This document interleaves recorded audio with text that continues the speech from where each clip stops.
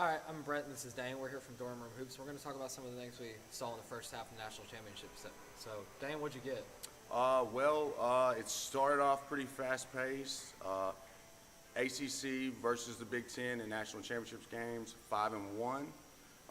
Justice Winslow provided extreme energy for the Duke Blue Devils early on. There's been 13-plus lead changes so far.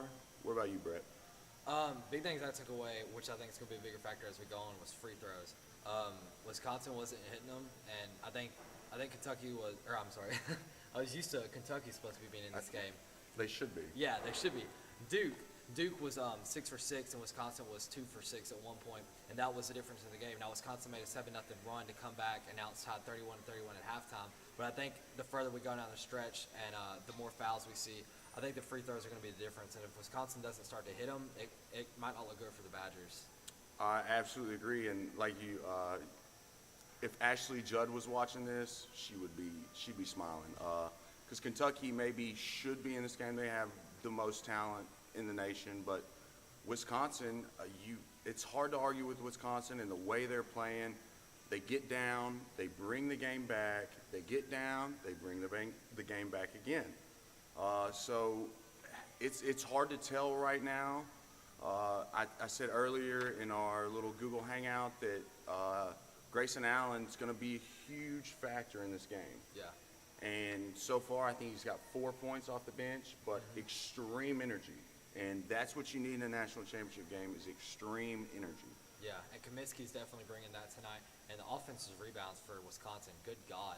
If Duke doesn't stop that, that's going to be the difference right there. I think it's either going to come down to offensive rebounds or free throws, or both. Absolutely, and Jalil Okafor had 2 big fouls. Got put on the bench with about 5 minutes left to go in the first half. We're going to see how he responds.